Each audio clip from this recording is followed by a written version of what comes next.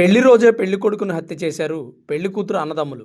అసలేం జరిగిందంటే మండపేట మండలం ద్వారపూడికి చెందిన పోలిపల్లి సూర్యప్రకాష్ అనే వ్యక్తి అదే మండలంలోని మేడపాడుకు చెందిన అయినవిల్లి సంధ్య అనే ఆమెను ప్రేమించి పెళ్లి చేసుకున్నాడు. 10వ తరగతి చదువుకునేటప్పుడే ఇద్దరికీ స్కూల్లో మంచి స్నేహం ఉండేది. ఆ స్నేహం కాస్త ప్రేమగా మారడంతో పెళ్లి చేసుకుందామని నిర్ణయించుకున్నారు. సురేష్ ద్వారపూడిలో రెడీమేడ్ బట్టల షాపు నడుపుతున్నాడు.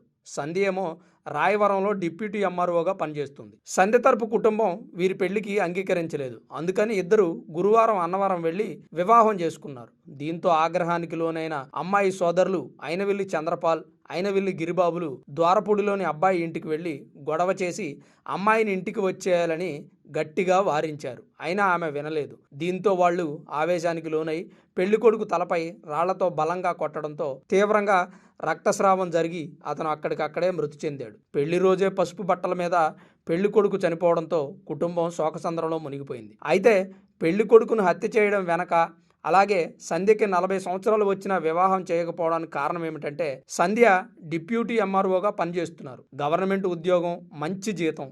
ఆమె అన్నదమ్ములిద్దరూ బలాదూర్గా ఏ బాధ్యత లేకుండా తిరిగేవారు. ఆమెకు పెళ్లి చేసి పంపిస్తే బ్రతుకు తెరువు కరువు అవుతుందని ఆమె పెళ్లి చేసుకుంటా అన్నా ఒప్పుకోలేదు. తీరా పెళ్లి చేసుకున్న తర్వాత పసుపు బట్టల మీదే బావని హత్య చేశారని స్థానికులు ఆరోపిస్తున్నారు.